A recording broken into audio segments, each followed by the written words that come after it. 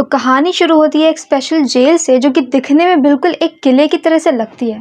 ये जेल ऐसे स्पेशल लोगों के लिए होती है जो कि पहले कभी गवर्नमेंट के लिए मिलिट्री वगैरह में काम करते थे, जहां पर उन्होंने जॉब के दौरान कुछ ऐसा कर दिया जो कि उनके रूल्स के अगेंस्ट था, जैसे किसी को मारना, ड्रग डीलिंग करना, फिर ऐसे ही कोई इलीगल काम, और इसके लिए उन्हें सजा मिली और यही सजा काटने के लिए वो स्पेशल जेल में आते हैं। ये किला काफी वक्त पहले बनाया गया था और इसे बनाने वाले भी कैदी ही थे, और आज भी यहाँ पर एक दीवार वैसे ही अधूरी पड़ी होती है और इसी दीवार को दोबारा से बनाने का काम वहाँ पर इस वक्त जो भी कैदी रह रहे होते हैं उनका होता है। इस जेल के जेलर का नाम होता है कोल, जो कि काफी ज्यादा घटिया होता है और इस किले के चारों तरफ बहुत सारे सैनिक तैनात होते हैं। अब नेक्स्ट सीन में हम यहाँ पर अर्विन को देखते हैं। अर्विन एक काफी ज्यादा रिस्पेक्टेड मिलिट्री का ऑफिसर होता है, लेकिन कुछ ही वक्त पहले उसने एक मिशन के दौरान अपने सीनियर की बात को नहीं माना होता है और इसी के लिए उसे जेल में भेजा जा रहा है। कोल ये कहता है कि यहाँ पर आपको बाकी सारे कैदियों की तरह ही ट्रीट किया जाएगा, और अब अर्विन यहाँ से बाहर निकल जाता है। बाहर रेमन नाम का एक दूसरा कैदी खड़ा होता है जो पहले कभी नेवी में था। वो अर्विन को देख करके सैल्यूट करता है, तो कोल उसे याद दिलाता है कि यहाँ पर कोई भी एक दूसरे को सैल्यूट नहीं करता है। तो यहाँ पर तो रेमन ये बोल करके बच जाता है कि वो अर्विन को नहीं बल्कि कोल को सैल्यूट कर रहा था। और अब नेक्स्ट सीन में अर्विन अपनी सेल नंबर 345 में जाकर के बैठ जाता है और अब नेक्स्ट डे कोल एक प्लान बनाता है। वो यहाँ पर खेलने के लिए सभी कैदियों को एक ही बॉल देता है। अब एक बॉल होने की वजह से दो टीम बन जाती है। ये दो वो टीम्स होती है जो कि आपस में कभी भी अच्छे से नहीं रहती है और इनका अक्सर आपस में झगड़ा हो जाता है। अब इस गेम में भी ये लोग आपस में लड़ने लगते हैं और ऐसे ही दो लोग एक दूसरे को इतनी बुरी तरह से मारने लगते हैं कि ऑलमोस्ट एक दूसरे को घायल करने वाले होते हैं कि तभी कोल उन्हें रोक देता है। यहाँ पर कोल एक अलार्म बजाता है और सभी लोग जमीन पे बैठ जाते हैं। यहाँ का रूल होता है कि जब भी वो अलार्म बजाया जाएगा सब लोग जमीन के ऊपर लेट जाएंगे। और अब यहाँ पर किले के साइड में जो बड़े बड़े टावर बने होते हैं, जहाँ पर हर टावर पर एक एक गनमैन खड़ा रहता है, वो एक गनमैन को इशारा करते हैं और वो यहाँ पर उनमें से एक आदमी को शूट करता है। यह आदमी वो आदमी होता है जिसने झगड़े को शुरू नहीं किया होता है और इसकी कोई गलती भी नहीं होती है, इसलिए खड़ा रहता है और बार बार ये बोलता है कि मेरी गलती नहीं है। सब लोग उससे कह रहे थे कि वो जमीन पे लेट जाए, पर वो ये बात नहीं मानता है और अब उसे रबड़ की बुलेट लग जाती है। ये बुलेट रबड़ की होती है तो उसकी डेथ नहीं होती, लेकिन फिर भी उसे काफी पेन होता है और इसके बाद ये सारा नाटक खत्म हो जाता है। ये पूरा ड्रामा इसलिए किया गया था ताकि कोल यहाँ पर अर्विन को समझा सके कि यहाँ का किंग कौन है और जो भी उसकी बात नहीं मानता है उसके साथ में क्या होता है। अब नेक्स्ट सीन में हम दोबारा से रामन को देखते हैं जो कि हकलाता है, वो सही से बोल नहीं पाता।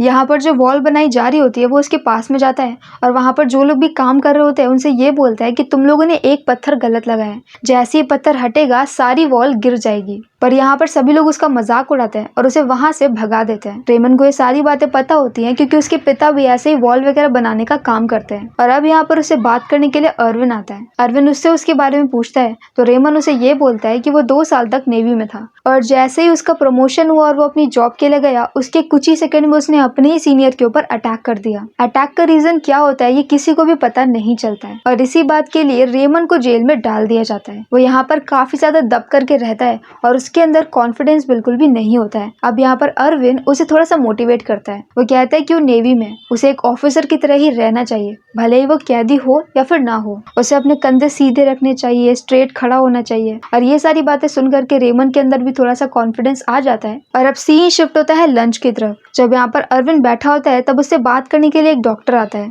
वो यहाँ पर अर्विन से हेल्प मांगता है। वो यहाँ पर उसे बताता है कि जेल में कंडीशन बहुत ज्यादा खराब है। यहाँ पर पहले भी 3 कैदियों के मर्डर हो चुके हैं, उन्हें अच्छा खाना नहीं मिलता है और ये जो कोल है इनके ऊपर तरह तरह के अत्याचार करता है। पर अर्विन ये बोलता है कि उसकी एक बेटी है, उसका एक नाती है, उसे बस जल्दी से जल्दी अपनी सजा को पूरा करना है और अपनी फैमिली के पास में वापस जाना है और वो ऐसे किसी भी मामले में कुछ भी नहीं कर सकता है। वो यहाँ पर सारे रूल्स को फॉलो करेगा और बस अपनी सजा को खत्म करेगा। यहाँ पर जो येट्स होता है वो भी जाकर के अर्विन से एक बार बात करता है। येट्स उसे ये बताता है कि उसके पिता भी पहले आर्मी में थे और एक बार येट्स के पिता और अर्विन दोनों साथ में एक मिशन पे गए थे जहाँ पर अर्विन ने येट्स के पिता को बचाया था और उसके पिता एक काफी अच्छे सोल्जर थे। पर फिर भी येट्स अपने पिता को पसंद नहीं करता। ऐसा हो सकता है कि शायद वो अच्छे सोल्जर हो लेकिन वो अच्छे पिता ना हो। और अब येट्स यहाँ पर मिलिट्री के काम के साथ साथ ड्रग डीलिंग के लिए जेल में है। उसका भी प्लान बस यही होता है कि जल्दी से जल्दी अपनी सजा को खत्म करे और यहाँ से निकल जाए। अब नेक्स्ट सीन में यहाँ पे अर्विन से मिलने के लिए उसकी बेटी आती है जो कि अर्विन से काफी ज्यादा नाराज नाराज होती है और वो यहाँ पर बोलती है कि वो बार बार उससे मिलने के लिए नहीं आएगी। अरविंद यहाँ पर बोलता है कि उसे अपने नाती की एक इस एज की फोटो चाहिए क्योंकि जो फोटो उसके पास में है वो 2 साल पुरानी है। उसकी बेटी इसके लिए हाँ बोल देती है और वहां से निकल जाती है और पूरी मूवी में उसका बस इतना ही रोल था। अब नेक्स्ट सीन में यहाँ पर रोमन एक बार फिर से जब अरविंद को देखता है तो एक बार फिर से उसे सल्यूट करता है और ये चीज कोल देख लेता है। अब अरविंद उसे ऐसा करने के लिए मना करता है और अब वो उसे एक स्टोरी सुनाता है कि सैल्यूट किस तरीके से शुरू हुआ था। वो ये बोलता है कि पहले लोग कैप के अंदर मास्क लगाते थे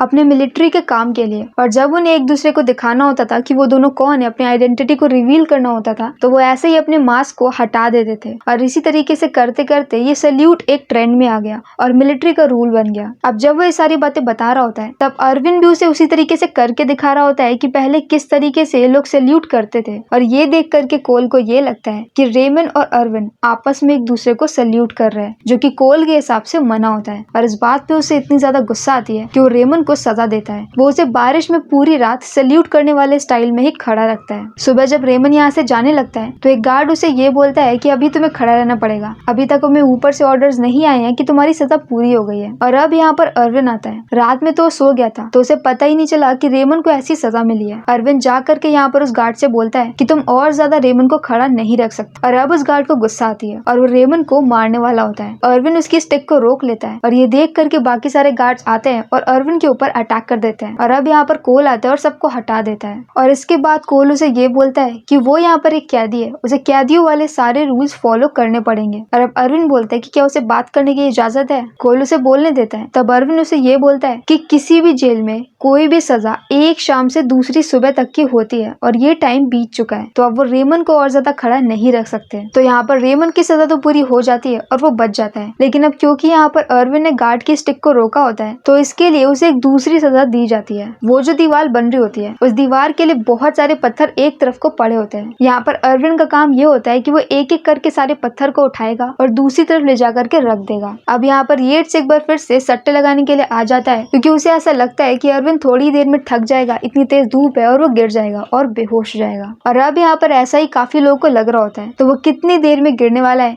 इसके ऊपर लोग अपने अपने सट्टे लगाते हैं। यहाँ पर रेमन भी लगाता है, लेकिन अरविंद एक बहुत ही एक्सपीरियंस मिलिट्री का ऑफिसर होता है। वो धीरे धीरे करके एक एक करके सारे पत्थर दोपहर तक ही रख देता है और ये देख करके सब लोग शॉक्ड हो जाते हैं। पर अब यहाँ पर कोल को और भी ज्यादा गुस्सा आती है। वो यहाँ पर अपने दूसरे जूनियर से ये बुलवाता है कि अभी तक उसकी सजा का टाइम पूरा नहीं हुआ है तो उसे पत्थर रखते रहना पड़ेगा। अगर वो एक साइड में रख चुका है तो उसे उठा करके दोबारा से उसी साइड में रखे जिस साइड से लेकर के आया है, लेकिन उसे शाम तक रुकना नहीं है। यहाँ पर वही डॉक्टर आता है और गार्ड से ये पूछता है कि अरविंद अपनी शर्ट को उतार सकते हैं और पानी वगैरह पी सकता है। तो अरविंद पानी के लिए मना कर देता है पर अपनी शर्ट को उतार देता है। और जब वो अपनी शर्ट उतारता है तब सब लोग ये देखते हैं कि उसकी बैक पे बहुत ज्यादा चोटों के निशान है, मतलब कि उसे अलग अलग कंट्रीज में पकड़ा गया और वहां पर उसे बहुत ज्यादा टॉर्चर किया गया। और इसके बाद अरविंद शाम तक पत्थर रखता रहता है और ये सजा खत्म होने के बाद उसे काल कोठरी में डाल दिया जाता है। और अब जब बाद में अरविंद को काल कोठरी से निकाल करके अपने नॉर्मल सेल में डाला जाता है तब सब लोग वहां पर अपने लॉकेट को बजा करके उसका स्वागत करते हैं। अब यहाँ पर कोल आकर के अरविंद से ऐसे बोलता है कि हम बस यहाँ पर दूसरे कैदियों को ऐसा दिखाना चाहते थे कि अगर किसी की रैंक अच्छी है तो इसका मतलब ये नहीं है कि उसको अलग से ट्रीटमेंट दिया जाएगा, सबको बराबरी का ही ट्रीटमेंट दिया जाएगा। तो अरविंद यहाँ पर ये बोलता है कि उसे कोई दिक्कत नहीं है और ये सुन करके कोल को और भी ज्यादा गुस्सा आता है। उसे ऐसा लग रहा था कि अब तक अरविंद टूट चुका होगा। और अब यहाँ पर नेक्स्ट डे वही लोग जो वॉल बना रहे होते हैं वो बिल्कुल भी मूड में नहीं होते हैं। असल में ये वॉल ये लोग बहुत ही बेकार तरीके से बना रहे होते हैं, किसी का भी मन नहीं होता क्योंकि उन्हें ऐसा लग रहा होता है कि ये वॉल कोल की है और कोल उनसे बनवा रहा है। पर अब यहाँ पर अरविंद उन्हें जा करके ये बोलता है कि ये वॉल उनकी नहीं है, ये वॉल एक कैदी ने बनानी शुरू करी थी, तो ये वॉल कैदियों की है ना कि कोल की।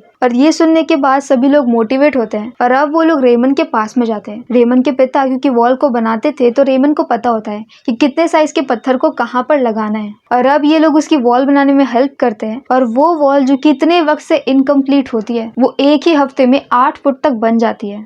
और यहाँ पर एक पत्थर पर रेमन अपना पहला नाम लिखता है। और अब इसी तरीके से धीरे धीरे करते करते अरविंद की हेल्प से यहाँ पर लोगों का बिहेवियर और लाइफस्टाइल बदलने लगता है। वो लोग एक दूसरे को उनकी पोस्ट से तो बुला नहीं सकते हैं, तो अब वो लोग एक दूसरे की पोस्ट के लिए अलग अलग नाम डिसाइड करते हैं। जैसे कि वो लोग अरविंद को चीफ बोलते हैं। इसके अलावा वो लोग सैल्यूट भी एक दूसरे स्टाइल से करते हैं, जहाँ पर वो सैल्यूट करते करते अपने बाल ठीक करने लगते हैं। तो ये प्रॉपर सैल्यूट हुआ नहीं, जिसके लिए उन्हें सजा भी नहीं दी जा सकती है। और कोल ये सारी चीजें देख रहा होता है और समझ रहा होता है। एक तरीके से वो लोग धीरे धीरे कैदी होने के बाद भी एक मिलिट्री वाली लाइफ को जीने लगते हैं और यहाँ पर अरविंद के काफी सारे सपोर्टर्स भी बन जाते हैं। ये देख करके कोल अरविंद से बात करने के लिए उसे बुलाता है तो अरविंद यहाँ पर ये बोलता है कि उसने कुछ भी नहीं किया, वो बस यहाँ पर अपनी सजा को खत्म करना चाहता है। अब जब यहाँ पर अरविंद बात कर रहा होता है तभी दूसरी तरफ से जेल के अंदर बुलडोजर आता है। ये बुलडोजर उसी वॉल को गिराने वाला होता है जिसे इतनी मेहनत से लोगों ने बनाया होता है। यहाँ पर तभी अलार्म बजता है और सभी लोग जमीन पर लेट जाते हैं, पर रेमंड नहीं लेटता। वो जा करके बुलडोजर के सामने खड़ा हो जाता है और सब लोग उसे लेटने के लिए बोल रहे होते हैं। यहाँ तक कि गार्ड्स भी बोल रहे होते हैं कि वो हट जाए, लेट जाए, वरना उसे मार दिया जाएगा, लेकिन वो नहीं सुनता। और अब यहाँ पर कोल अपने शूटर को इशारा करता है कि रेमंड के सिर के ऊपर गोली मारो। ये रबर की बुलेट होती है, अगर बॉडी के किसी और पार्ट पर मारी तो उसे चोट लगेगी, वो मरेगा नहीं, पर अगर सिर पे मारी तो डेथ हो जाएगी। वो शूटर ऐसा ही करता है और रेमंड की वहीं पर डेथ हो जाती है और अरविंद ये सब कुछ देख रहा होता है और साथ में वो दीवार भी तोड़ दी जाती है। अब नेक्स्ट डे सभी लोग बहुत शांत होते हैं और अरविंद यहाँ पर हर किसी को इकट्ठा करता है। वो यहाँ पर एक आदमी को बुलाता है जो कि पहले कैप्टन था। वो उसे बोलता है कि हर किसी को यहाँ पर बुलाओ और वो बिल्कुल अपने कैप्टन वाले स्टाइल में सबको ऑर्डर देता है और सभी लोग लाइन से लग जाते हैं और ये लोग वहाँ पर वो सॉन्ग गाते हैं जो कि किसी भी शहीद के मरने पर गाया जाता है। और क्योंकि किसी को भी पूरा सॉन्ग कंप्लीट याद नहीं होता है तो आधे गाने के बाद वो लोग लिरिक्स को भूल जाते हैं और सिर्फ सुर के साथ में गाने को कंप्लीट कर देते हैं। अब इस सब के बीच में कोल तुरंत ही लंच की बेल को बजवा देता है ताकि सब लोग वहाँ से हटने लगे, लेकिन कोई भी हिलता नहीं है। जब यहाँ पर सबको हटने के लिए अरविंद बोलता है तभी वो लोग हटते हैं, पर इस सारी चीजों में येट्स शामिल नहीं होता है। वो अरविंद से काफी ज्यादा नाराज होता है। उसे ऐसा लग रहा होता है कि अरविंद ने रेमंड को मोटिवेट किया और इसके बाद रेमंड की डेथ हो गई। अब नेक्स्ट सीन में यहाँ पर कोल अरविंद से बात करने के लिए उसकी सेल में जाता है तो अब अरविंद उसे ये बोलता है कि उसके दिन खत्म हो गए। अब यहाँ पर कोल को रेजिग्नेशन दे देना चाहिए और ये सुन करके कोल को गुस्सा आती है और वो तुरंत ही अपने सीनियर को बुला लेता है। उसको पता होता है कि अब वो अरविंद को अकेले हैंडल नहीं कर सकता और उसे जल्दी से जल्दी अरविंद को दूसरी जेल में डालना पड़ेगा। वो अपने सीनियर को बुलाता है और उसके सामने अरविंद की बहुत ही गंदी बेइज्जती कर रहा होता है। वो उसको बोलता है कि अरविंद पागल हो गया है और ये सब कुछ सुन करके उसके सीनियर को गुस्सा आ जाती है। उसके सीनियर का नाम होता है व्हीलर और व्हीलर अरविंद का दोस्त होता है। व्हीलर को जितने भी मेडल मिले होते हैं उस सब में अरविंद का हाथ होता है और अब वो जाता है अरविंद से मिलने के लिए। वो अरविंद से ये बोलता है कि उसे बस एक बार मौका चाहिए और वो उसे यहाँ से निकाल करके अच्छी सी जेल में डाल सकता है। वो चाहे तो उसकी सजा को भी कम करवा सकता है। उसके सामने इतने अच्छे ऑफर्स होते हैं, लेकिन फिर भी अरविंद कुछ नहीं करता। और अभी जो टाइम हो रहा होता है वो 11:55 हो रहा होता है और इसी वक्त में कोल के लिए एक लेटर आता है। ये लेटर जब कोल को मिलता है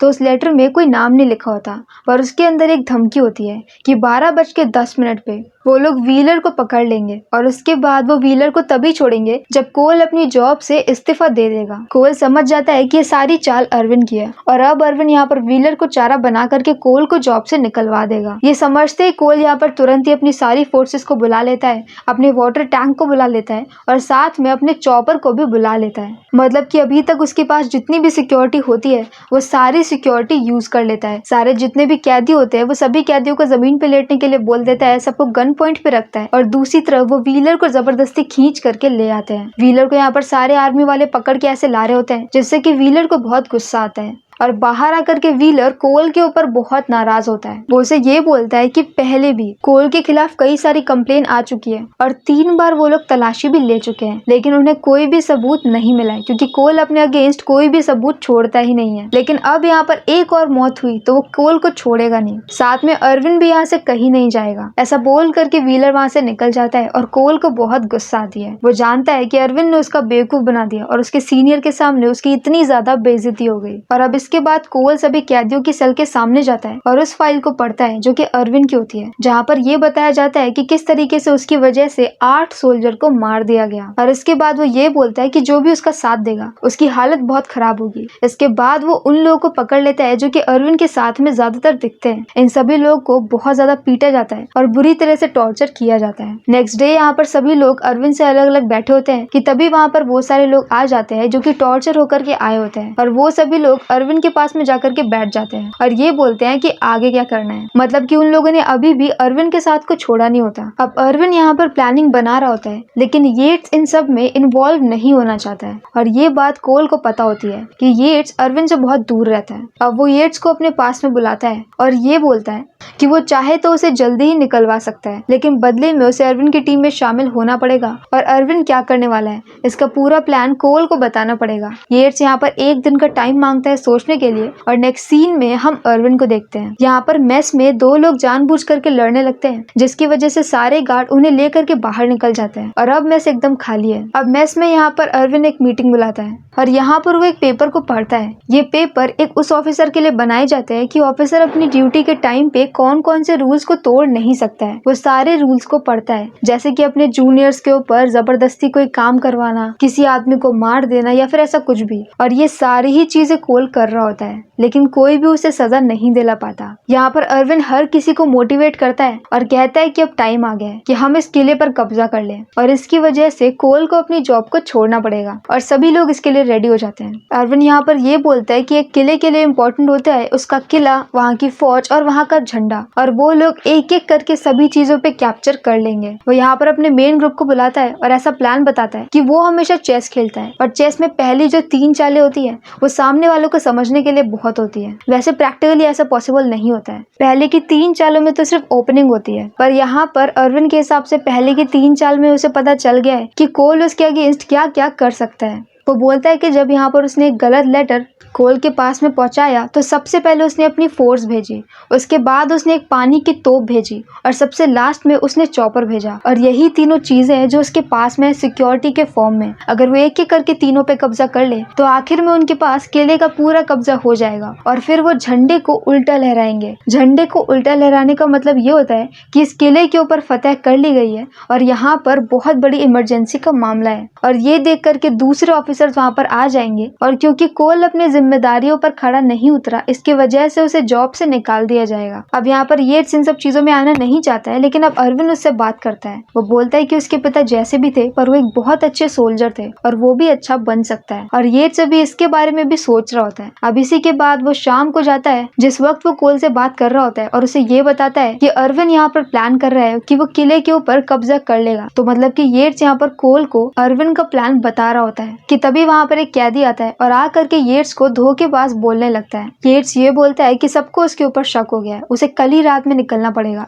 मतलब कि जैसे ये सारा प्लान खत्म होगा सब लोग अर्विन के ऊपर कंट्रोल कर लेंगे। कोल उसे ये बोलता है कि वो 1 हफ्ते में उसे बाहर निकाल सकता है। येट्स इसके लिए मान जाता है। अब नेक्स्ट मॉर्निंग सुबह सुबह येट्स जाकर के कोल से मिलता है और उसी वक्त यहाँ पर बाकी सारे गार्ड्स को पता चलता है कि झंडा गायब है। मतलब कि कोल का झंडा जो कि रोज सुबह फहराया जाता है और रोज शाम को उतार करके रख दिया जाता है कोल के ऑफिस में, वो गायब हो गया है। कोल को समझ नहीं आता कि झंडे की चोरी कैसे हो सकती है। और अब यहाँ पर येट्स बोलता है कि शाम को उसी ने चुरा लिया था। जिस वक्त वहाँ पर दूसरा कैदी आकर के हुड़दंग मचा रहा होता है और येट्स को धोखेबाज बोल रहा होता है और सारे गार्ड उसे रोकने लग जाते हैं, उस वक्त यहाँ पर येट्स ने मौका पा करके झंडे को निकाल लिया होता है और झंडा उसने कहाँ पर रखा है ये बात वो किसी को भी नहीं बताएगा। इसके बाद उसे बुरी तरह से पीटा जाता है और काल कोठरी में डाल दिया जाता है। अब सारे गार्ड यहाँ पर सारे सेल्स की तलाशी लेने लगते हैं और सारे कैदियों को बिल्डिंग से बाहर निकाल दिया जाता है। सारे कैदी बिल्डिंग से बाहर खुली जगह पे खड़े होते हैं और सारे गार्ड्स अंदर होते हैं। कोल समझ जाता है कि अर्विन का यही प्लान था कि सारे गार्ड्स बिल्डिंग के अंदर हो और वो सारे कैदी बिल्डिंग के बाहर हो। जैसे ही 6:10 होते हैं कैदी अपना काम शुरू कर देते हैं। सबसे पहले वो लोग बिल्डिंग के दरवाजों को बंद कर देते हैं। तो मतलब कि अब जो भी गार्ड अंदर है वो अंदर ही रहेगा।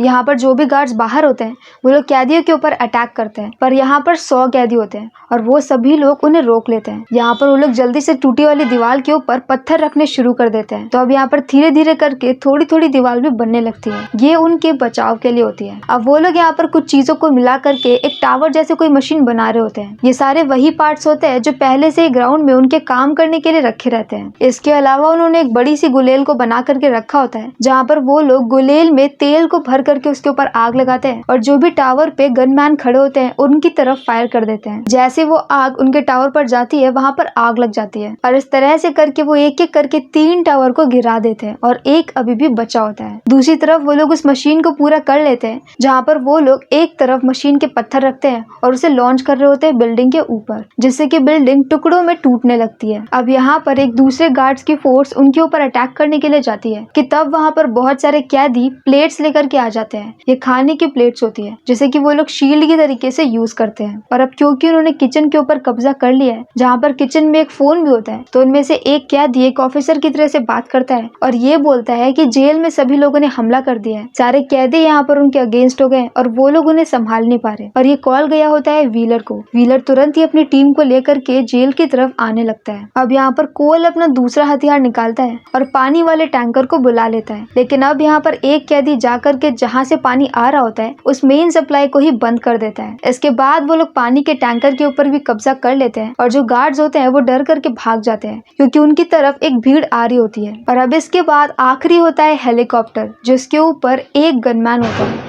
जो कि हर किसी के ऊपर फायरिंग करेगा। जैसे ये हेलीकॉप्टर आता है सभी लोग बचने के लिए इधर उधर हो जाते हैं, पर अब यहाँ पर वो लोग उस पानी वाले टैंक के अंदर एक चेन को डालते हैं और उसे फायर करते हैं। वो चेन सीधे जा करके हेलीकॉप्टर के नीचे वाले पार्ट से फंस जाती है और अब इस चेन से लटकता है येट्स। यहाँ पर चेन से लटकते हुए चॉपर के ऊपर जाता है और जा करके गनमैन को पीट देता है। इसके बाद वो ड्राइवर और गनमैन दोनों को वहां से बाहर फेंकता है और चॉपर के ऊपर कंट्रोल कर लेता है। अब यहाँ पर उसके सामने एक ऐसा गनमैन होता है जो कि अभी भी टावर के ऊपर खड़ा होता है और जिंदा होता है, और ये गनमैन वो होता है जिसने कि रेमन को मारा होता है और वो यहाँ पर येट्स को भी मारने वाला है। यहाँ पर वो अपनी रबड़ की बुलेट के बजाय असली बुलेट का यूज करने वाला था। येट्स को यहाँ पर गुस्सा आती है और वो चॉपर के पीछे वाले पार्ट से उस पूरे टावर को काट देता है। पूरा टावर एक साथ ब्लास्ट होता है और उस गनमैन की वहीं पर डेथ हो जाती है और वो चॉपर भी क्रैश हो जाता है, पर इसके बाद भी येट्स बच जाता है। अब इसी वक्त में वो जो पत्थर फायर कर रहे होते हैं उस पत्थर में से एक पत्थर कोल के ऑफिस में जाता है और जा करके सीधे उससे कलेक्शन को तोड़ देता है और इस पत्थर के ऊपर रेमन लिखा होता है। कोल को समझ में आ जाता है कि अब सिचुएशन को वो हैंडल नहीं कर सकता, पर तब तक वो गार्ड जो कि बिल्डिंग के अंदर बंद होते हैं वो लोग बिल्डिंग की छत पे आ जाते हैं और वहां से सारे कैदियों के ऊपर गन पॉइंट कर देते हैं। अब कोल नीचे आता है और बचे हुए गार्ड्स के साथ सबको ये बोलता है कि मैंने उन सबको ऑर्डर दे दिया है, अब रबड़ की बुलेट्स नहीं होंगी, अब रियल बुलेट्स होंगी और जिसे भी लगेगी उसकी डेथ हो जाएगी, इसलिए सभी लोग जमीन के ऊपर लेट जाएं।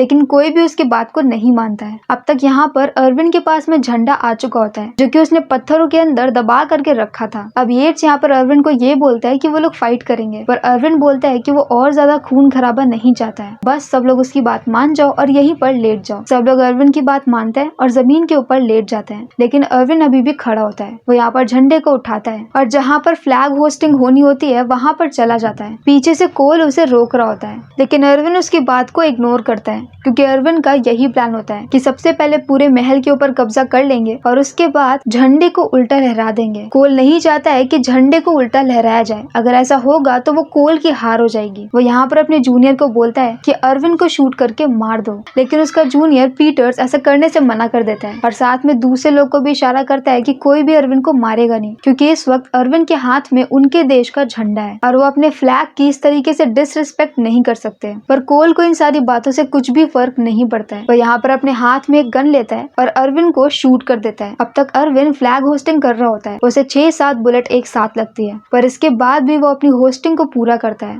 और वैसे ही झंडे की डोर को पकड़े पकड़े उसकी वहीं पर डेथ हो जाती है। और अब जब सब लोग ऊपर देखते हैं तब उन्हें ये दिखता है कि झंडा उल्टा नहीं बल्कि सीधा फहराया गया है। असल में अर्विन का यही प्लान होता है कि वो कोल को इतना ज्यादा पोक कर देगा कि कोल सामने से आकर के अर्विन को मार दे। और यहाँ पर इतने सारे विटनेस हैं, 20 मिनट में यहाँ पर व्हीलर भी आने वाला है जो कि सामने से देख लेगा कि कोल ने किस तरीके से अर्विन को शूट कर दिया, जबकि अर्विन ने कुछ भी गलत नहीं किया था क्योंकि झंडा तो सीधा फहराया गया है। और जैसे यहाँ पर कोल अर्विन को शूट करता है तुरंत ही कैप्टन पीटर्स कोल को गन पॉइंट पर ले लेता है और उसे तुरंत ही अरेस्ट कर लेता है। और अब इसके बाद सीन शिफ्ट होता है कुछ वक्त बाद का, जहाँ पर वो वॉल जो कि टूट चुकी होती है वो दोबारा से सारे कैदी मिलकर के बना देते हैं और उसके ऊपर वो उन सभी लोग के नाम लिखते हैं जिनकी भी डेथ हुई थी, जिसमें से एक नाम अर्विन का भी होता है। और इसी के साथ ये मूवी यहीं पर खत्म हो जाती है। इस मूवी का नाम था द लास्ट कैसल, जो कि 2001 में रिलीज हुई थी और इसकी IMDb रेटिंग है 6.9 आउट ऑफ 10। तो अगर आपको हमारा एक्सप्लेन पसंद आया हो तो प्लीज हमारी वीडियो को लाइक करें, शेयर करें और हमारे चैनल को सब्सक्राइब करें। तो मिलते हैं नेक्स्ट वीडियो के साथ। Bye bye.